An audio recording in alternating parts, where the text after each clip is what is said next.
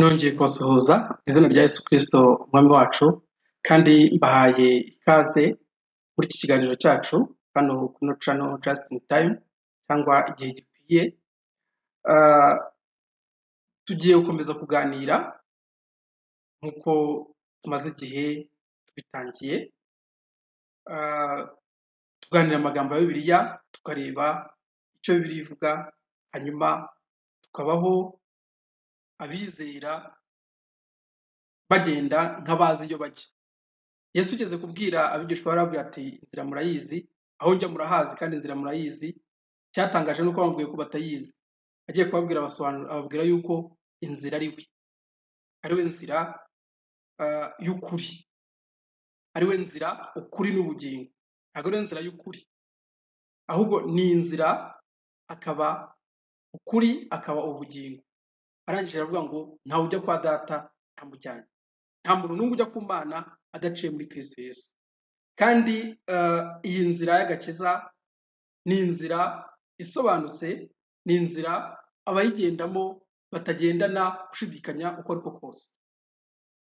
Gushidikanya, inzira zibamo gushidikanya, inzira zikirimo amayobera, ni inzira zo hanze ya Kristo, ni za nzira nyine zahimbwe n'abantu, ni za nzira z'umwijima, nubwo abazihimba benshi babyitirira Imana, ariko inzira ya Kristo ni inzira isobanutse, ni inzira idafite amayoberane, ni inzira idafite amakorosi, ni inzira abayigendamo bahamanya n'umutima wabo ko barimo kujya mu ijuru koko, barimo gusanga Imana. Rero muri aka kanya tugiye kurebera hamwe amagambo avuga ku mperuka. Imperuka ntabwo ari henshi cyane Bibiliya yakunze kuyivugaho, ariko aho yayivuze hose uzasanga ari umunsi utanejeje.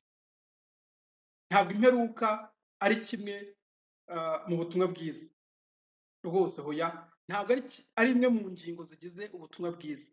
Ubutumwa bwiza bw'ubwami bw'Imana, ubutumwa bwiza bwa Kristo, ntabwo mu magambo ayigize harimo imperuka, hoya.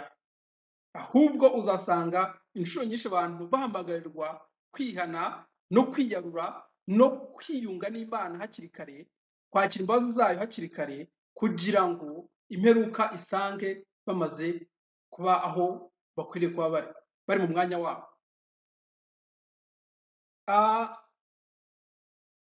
Muri aka kanya tugiye kurebera hamwe uko Daniyeli yabyeretswe. Tubibona mu gice cya 12 cya Daniyeli, havuga ngo Daniyeli yerekwa iby'iminsi y'imperuka. Hari ahandi Yesu yabivuzeho, ndetse n'ibyahishuwe bifite uko bibivugaho. Yego. Daniyeli rero muri iki gice cya 12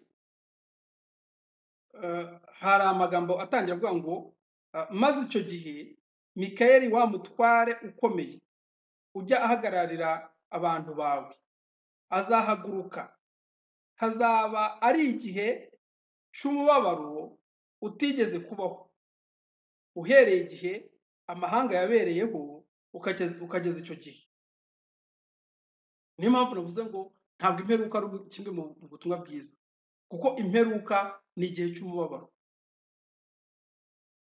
Imperuka, iminsi y'imperuka, iminsi iganisha ku mperuka, ni igihe cy'umubabaro utarigeze kubaho, uhereye igihe amahanga yabereyeho ukageza icyo gihe. Nuko icyo gihe abantu bawe bazaba banditswe mu gitabo bazarokorwa, nguko uko marayika yabwiye Daniyeli. Abantu banditswe mu gitabo. Iki gitabo ni igitabo cy'ubugingo, ni igitabo ahandi mu byahishuwe bavuga ngo ni igitabo cy'umwana w'intama watambwe uhereye ku kuremwa kw'isi, mu byahishuwe igice cya 12. Ndetse mu byahishuweho bagaragaza yuko umuntu wese utanditse muri icyo gitabo kuva isi yaremwa, umuntu utanditse muri icyo gitabo cy'ubugingo cyangwa cy'umwana w'intama aricyo cya Kristo, uwo nguwo abaho aramya Satani. reka tuhasome kugira ngo ahari byumvikane neza, kuko hano muri Daniyeli bavuze iby'igitabo, nyamara no mu byahishuwe barongera bagasubiramo iby'iki gitabo. barongera bagasubiramo iby'iki gitabo. Igice cya 12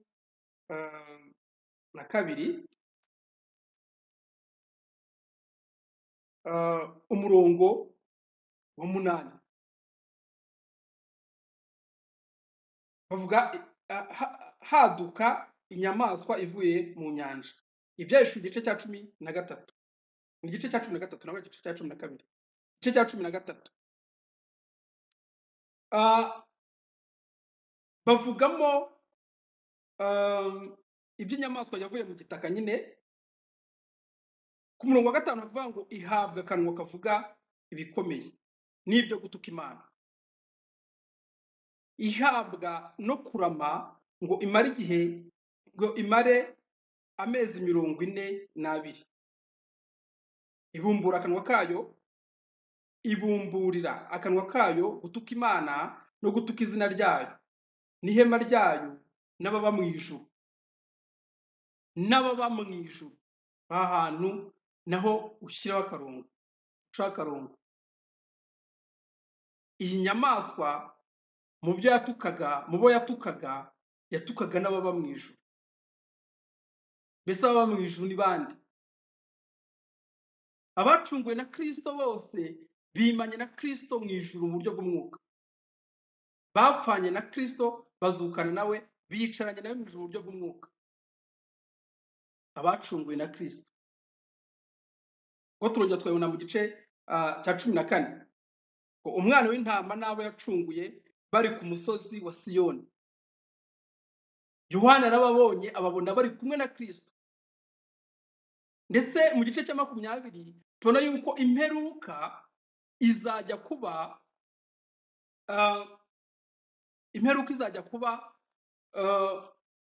abangaba abacunguwe na Kristo bimanye nawe imyaka 1000. Imperuka nyirizina izabaho abantu bacunguwe na Kristo. Abangaba tubona mu gice cya 14 cy'ibyahishuwe, abangaba tubona banditse mu gitabo cy'umwana w'intama, kuko tubisubiremo n'ubundi muri Daniyeli igice cya 12 aho turi. Abangaba ni ukuvuga ngo n'ubundi bimanye na Kristo. Kristo niwe mwami wabo, niho hariya bavuga ngo bararinzwe nubwo isi izaba irimo guca mu bihe bikomeye, nubwo isi irimo guca mu bihe bikomeye, mu gihe cy'umubabaro utarigeze kubaho ushyira imperuka, ariko abantu b'Imana abanditswe mu gitabo cy'umwana w'intama bararinzwe. Mu gice cya 20 nyine baravuga ngo guhera ku murongo wa 4 baravuga ngo mbona intebe z'ubwami, mbona bazicaraho, bahabwa ubucamanza, kandi mbona imyuka y'abaciwe ibihanga babahora guhamya kwa Yesu n'ijambo ry'Imana, nibo bataramije ya nyamaswa cyangwa igishushanyo cyayo, kandi batashyizweho ikimenyetso cyayo. Barazuka bimana na Kristo imyaka 1000. Uwo niwo muzuko wa mbere. Abapfuye basigaye ntibazuka iyo myaka 1000 itarashira. Ni ukuvuga ngo abazuwe na Kristo, Kristo we yari yaravuze abwira Marita, yakunze no kubisubiramo inshuro nyinshi, ko iyo umwizeye uba uzutse, iyo umwizeye arakuzura. Iyo wizeye Kristo uba uvuye mu mwijima ugiye mu bugingo buhoraho. Iyo wizera Yesu Kristo, iyo wizeye Yesu Kristo, araza akica kamere, akica icyaha muri wowe, ukandikwa mu gitabo cy'abana b'Imana, ukandikwa mu gitabo cy'umwana w'intama. Icyo gihe rero uba wanditse mu gitabo cy'ubugingo, nta n'uwagukuramo. Kwandikwamo ntabwo ari ukubisaba Imana. Uzasanga amadini yarafashe ibintu nyine abicurike, abantu bajya birirwa babwira Imana ngo twandike, ngo dusuye mu gitabo cy'urupfu, utwandika mu gitabo cy'ubugingo. Ntabwo igitabo cy'urupfu kiba mu ijuru, kuko urupfu ntabwo ruba mu ijuru. Kurimbuka biri mu biganza bya Satani. Umuntu wese wanze kwizera Yesu Kristo n'ubundi yanditswe mu gitabo cy'urupfu, nuwo kurimbuka aciriweho iteka. Yohana igice cya 3. Umuntu wese wanze kwizera Yesu Kristo aciriweho iteka. Abaho aciriweho iteka, abenshi basenga kandi baciriweho iteka. Kimwe cyo kizakumenyesha yuko abantu benshi ndetse basenga baciriweho iteka nta bugingo bafite, nuko bahora bifuza ubugingo, nuko bahora bifuza iby'Imana yamaze kuduhera ubuntu muri Kristo Yesu, ari byo twizera. Uzasanga abantu bagifite ubwoba ngo bwo kuzashyirwaho ikimenyetso cy'inyamaswa, ariko Bibiliya yose itwereka yuko itwereka mbere yuko ibyago by'imperuka biza, mbere yuko uriya mubabaro utangira utarigeze kubaho, nk'uko turimo kubona muri Daniyeli. Bibiliya izakwereka yuko marayika avuga ati mube muretse, ni mube muretse kubabaza isi n'inyanja, tubanze dushyire ikimenyetso cy'Imana mu ruhanga rw'imbata zayo. Ikimenyetso cy'Imana ni amaraso ya Yesu, kandi ntabwo ushobora kwakira icyo kimenyetso cy'Imana igihe cyose utizera. Ntibishoboka. Igihe cyose ukishingikiriza ku mirimo yawe, igihe cyose ukishingikiriza ku kintu icyo ari cyo cyose kindi, ku kandi gakiza kariko kose katari agakiza Kristo yatuzaniye, icyo gihe n'ubundi urakomeza ukabarirwa mu barimbuka.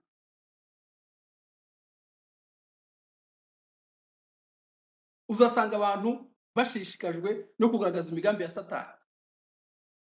Uzasanga abantu uyu munsi wa none aho kuvuga Yesu bavuga Satani amasaha n'amasaha, bavuga gukora kwa Satani amasaha n'amasaha. Ariko ubutumwa bwiza abana b'Imana bafite ni ukuvuga Kristo, kandi Kristo wenyine. Ni ukuvuga iby'agakiza twaherewe ubuntu muri Kristo Yesu. Ni ukuvuga ubu burinzi buri ku bana b'Imana. Rero mu byahishwe nk'uko bigaragara, baragaragaza yuko abanditswe mu gitabo cy'umwana w'intama, abo ngabo bazutse umuzuko wa mbere, bimanye na Kristo imyaka 1000. Bimanye na Kristo imyaka 1000. Abatarazutse uwo muzuko, abatarazuwe na Kristo, abatarazutse kubwo kwizera, bahora bategereje imperuka, umuzuko ku munsi w'imperuka. Ariko muri mu byahishwe nyine igice cya 13 baravuze ngo ku murongo wa 8, ku murongo wa 7 baravuze ngo ihabwa kurwanya abera no kubanesha, ihabwa gutwara imiryango yose n'amoko yose n'indimi zose n'amahanga yose. Ibi ngibi Satani rwose ni ukuvuga ngo abatizera abo bose bari mu butware bwa Satani, babishaka batabishaka, babihitamo batabihitamo. Nta muntu n'umwe ushobora kujya hariya ngo avuge ngo Satani yamubujije kwizera. Oya, nta n'umwe. Abantu bose banga kwizera bagakomeza bagakurikira inyigisho zipfuye, cyane cyane zitwa iz'iyobokamana, ni ubushake bwabo, ni ukwanga kwizera Kristo kubw'indamu mbi, kubyo kuyobywa, kubw'imyuka iyobya ituruka kwa Satani. Yego, ariko umuntu afite uburenganzira bwo kwizera cyangwa ntiyizere. Kwanga kwizera ntabwo bituruka kuri Satani. Kwanga kwizera ni kimwe mu bintu bikomoka mu nyigisho zipfuye abantu bize, zitwa ko ngo barimo kwiga Imana. Abantu babura kwizera, ahubwo bakajya ngo kwiga Imana, bakajya gucukumbura Imana, bakajya gushakisha Imana kugeza hahandi nyine barindagira bakayoba. Kuko Imana ni umuremyi. Ni gute abantu bafata umwanya bakigishwa ngo kwiga Imana, ndetse hagashyirwaho amasomo ngo yo kwiga Imana, umunyabyaha mugenzi we yakwigisha Imana ate? Bibiliya iravuga ngo abantu bose bazigishwa n'Imana. None iyo Mana yigisha abantu kugira ngo bayimenye, abantu barabihinduye kandi byitirira izina ry'Imana, bavuga yuko barimo kwiga Imana, abantu bagomba kwiga Imana. Ndetse bahamagarira abantu kwiga Imana. Nabo ubwabo ntabwo barimenya, nabo ubwabo ntabwo barimenya. Akaga dufite gakomeye ku isi ni uko abantu batigeze bimenya, nta nubwo bashaka kwimenya, ariko bahugiye ngo mu kwiga Imana. Kwiga Imana, gusesengura Imana, gusesengura Satani, ibintu nk'ibyo ngibyo nibyo bibereyemo. Ariko Bibiliya yose igaragaza yuko abantu bagomba Imana ariyo yimenyekanisha abantu. Imana niyo itwimenyekanisha, Imana niyo itwiyereka. Itwiyereka gute? Iyo tuyemereye tukayizera, tukazibukira, tukarekura bya bindi byose dushingiraho, cyangwa se bya bindi byose abantu bamaze gushyiraho nk'urufatiro rwo kumenya Imana. Ntabwo za teolojiya n'iyobokamana n'ibindi nk'ibyo ngibyo bishobora gutuma abantu bamenya Imana, ntibishoboka. Rero ahangaha mu Byahishuwe igice cya 13 ku murongo wa 8 bavuga amagambo akomeye cyane, aravuga ngo abari mu isi bose bazayiramya iyo nyamaswa. Abari mu isi bose bazayiramya.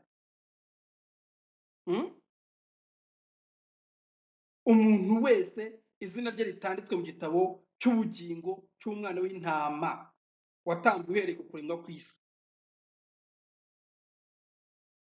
Byumvikane, turi mu gihe cya korona, turi mu gihe kirimo kuvugwamo ibintu byinshi cyane, kandi bikavugwa n'abantu b'ababwirizabutumwa, abantu b'ibitangaza, abantu bavuga ko ari Imana bibabwiye, bavuga ko ari iyerekwa bagize. Ariko Bibiliya iragaragaza yuko kuramenya Satani ntabwo birimo guturuka ko abantu bikingije cyangwa bati bari nk'ibi cyangwa bagize gute. Hoya, basengeye mu rusengero runaka. Hoya, umuntu wese utanditswe mu gitabo cy'umwana w'intama aramya Satani, yaba abishaka yaba atabishaka, yaba asenga ku isabato cyangwa asenga ku cyumweru, yaba asenga ku wa gatanu cyangwa adasenga, yaba ari umukirisitu cyangwa atari umukirisitu. Umuntu wese utanditswe mu gitabo cy'umwana w'intama watambwe uhereye ku kuremwa kw'isi, uwo nguwo aramya Satani. Ubuzima bwe bwose ni ukuramya Satani. Ariko uzasanga abantu bibereye mu matiku y'amadini. Twe twemera ibi, twemera ibi. Twebwe twemera amategeko, abandi ntimwemera amategeko. Twebwe twemera isabato, mwebwe ntimwemera isabato. Twebwe twemera ibi n'ibi. Twebwe ntabwo turi buterwe inkingo ku ikimenyetso cy'inyamaswa. Nta ikimenyetso cy'inyamaswa gihuriye n'inkingo. Ntabwo ikimenyetso cy'inyamaswa gikorerwa muri laboratwari. Ikimenyetso cy'inyamaswa ntabwo gikorwa n'abantu. Ikimenyetso cy'inyamaswa ni kamere y'icyaha, ni icyaha Satani yazanye mu muntu kuva isi yaremwa. Nicyo cyatandukanije umuntu n'Imana, nicyo cyatumye umuntu adashobora kuramya Imana byuzuye. Ni icyaha, ni kamere y'icyaha. Ibyo ngibyo rero kwirirwa abantu barimo kwirirwa abantu birirwa babishakisha mu nkingo, mu mafaranga, muri sisiteme runaka, biriya ni ibihimbano bya Satani kugira ngo akomeze ayobye benshi kandi azarimbure benshi bashoboka, kuko niwo mugambi we. Umugambi we ni ukurimbura benshi kandi bashoboka, kandi bose akoresheje amagambo akomeye, akoresheje uburiganya. Hari aho agera akigira nka marayika w'umucyo. Uzasanga umuntu rwose yashishikaye arimo kubwira abantu ukuntu ikimenyetso cy'inyamaswa 366 kirimo gukorwa n'Abanyamerika, gikorwa n'ubupapa, kirimo gukorwa n'Abagatulika, cyangwa biriya ni ubuyobe. Umuntu wese utanditswe mu gitabo cy'umwana w'intama aramya Satani, abaho aramya Satani.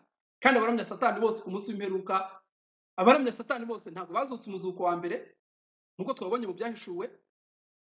Abaramya Satani ntabwo bahimbaza Imana byuzuye, nyine bya bintu byose bakora ni ukubaramya satani ariko mu izina ry'Imana, eh?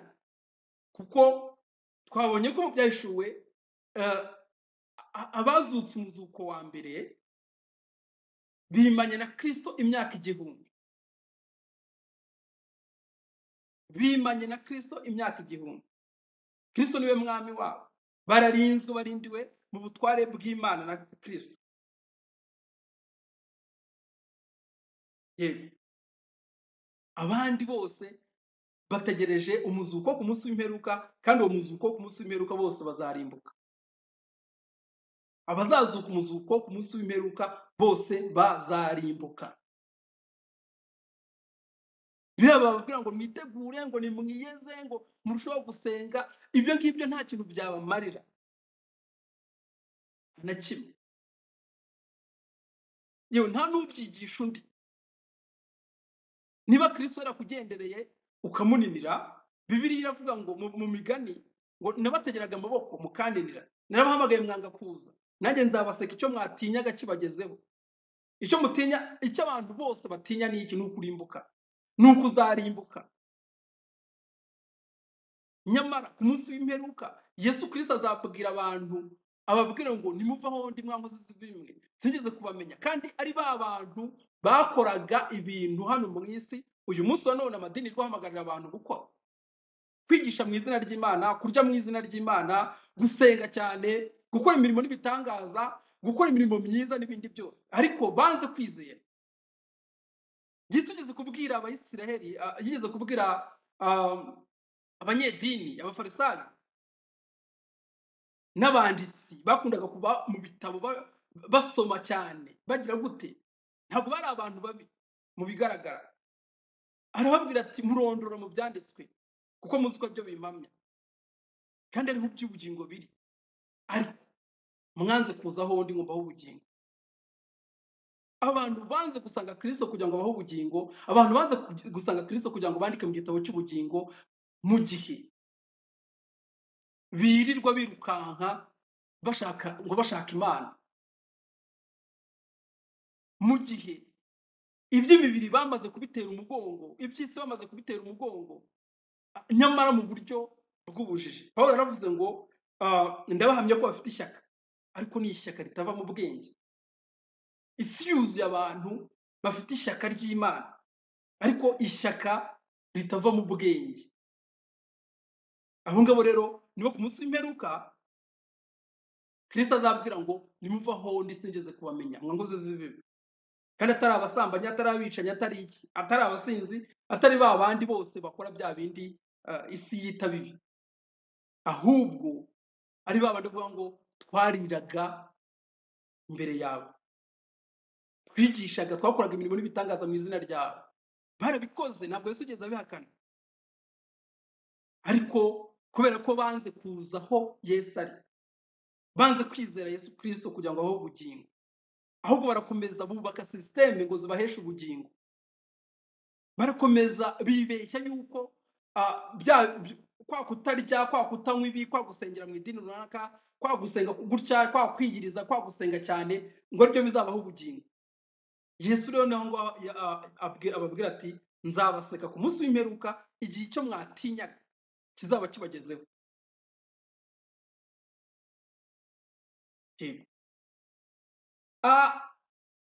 Twihuse kugira ngo yenda dusoreze n'ubundi muri Daniyeli, kuko Daniyeli yavuze iby'iminsi y'imperuka.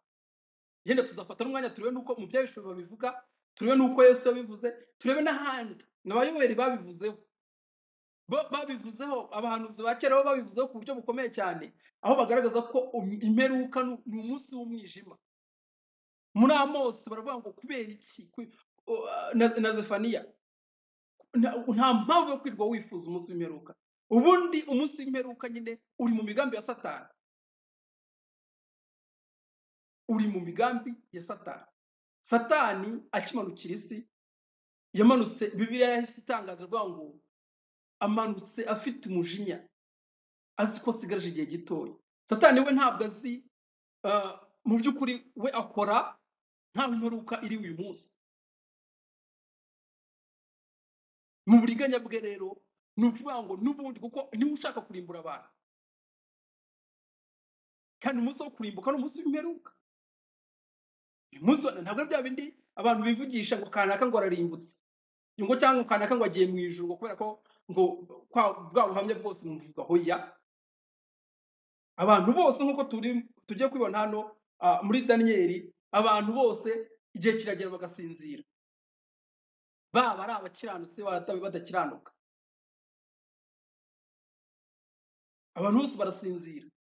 Ku munsi w'imperuka niho munsi finali abatarizeye, abapfuye batizeye, abapfuye batanditswe mu gitabo cy'umwana w'intama, abo ngabo bazarimbuka ku munsi w'imperuka. Ntaho bazaba bakiriho byose, ariko banze kwizera, abo ngabo bazarimbuka.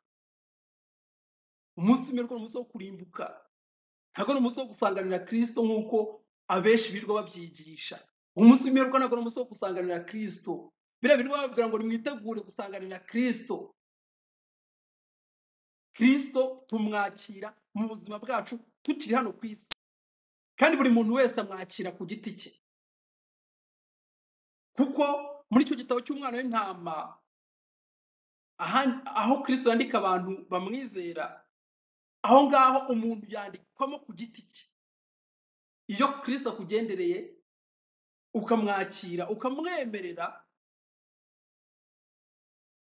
yica kamere, ukazuka ukabaho utakibarirwa kwa Satani, utakikora ibyaha, uyoborwa n'umwuka w'Imana muri byose, wimanye na Kristo muri byose. Inkingo ziraza, ibyo ngibyo ntacyo byaba bitwaye umwana w'Imana.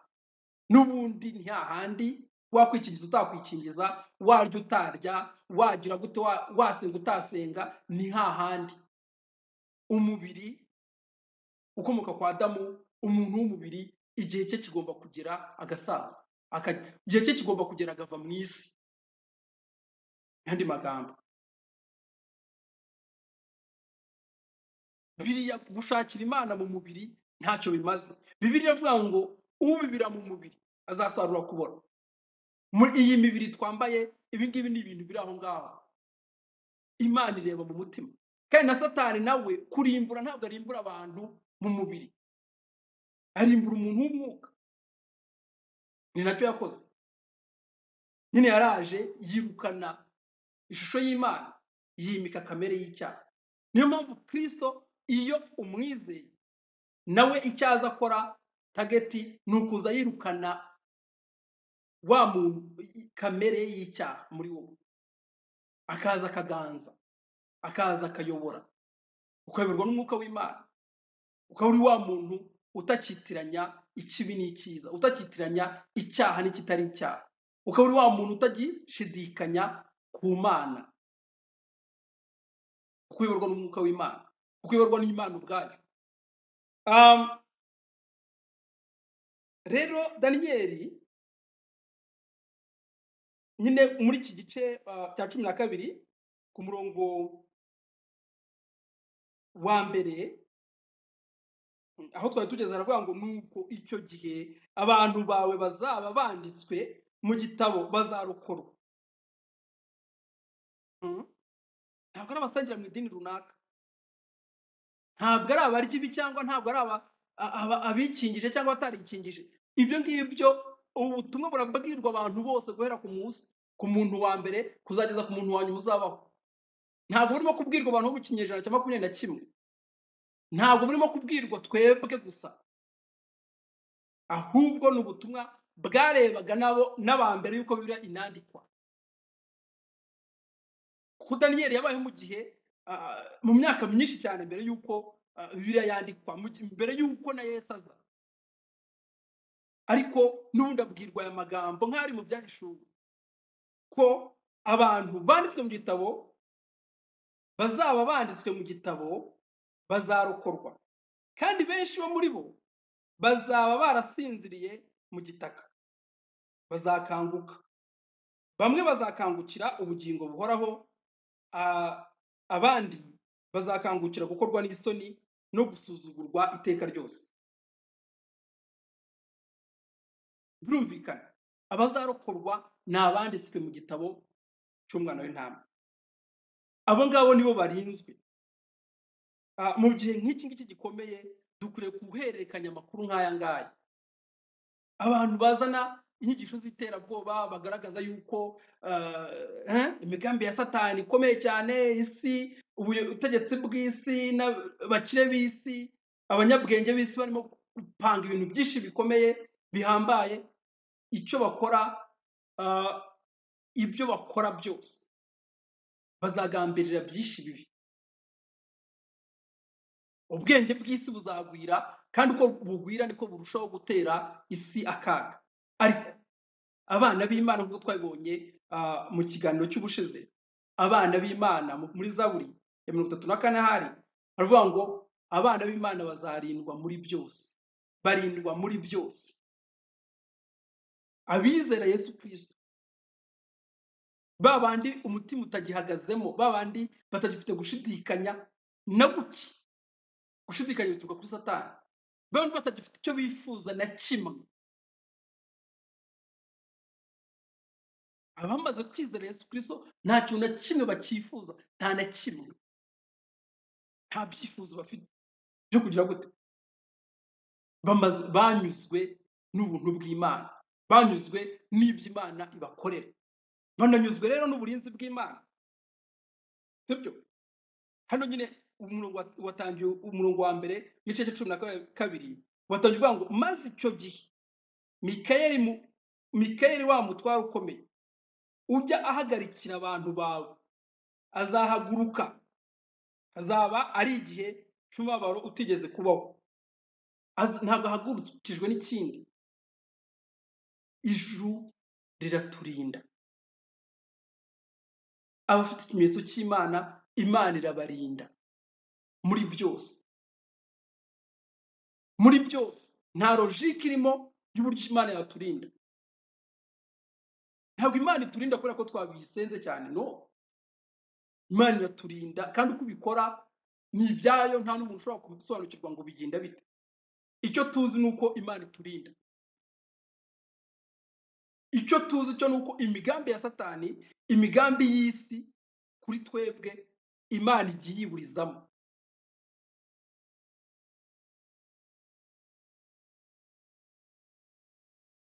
Turi mu minsi y'imperuka, turi mu bihe bikomeye, ibintu birimo biriyungikanya, ibibazo birimo biriyungikanya, ariko muri byose turarindwa.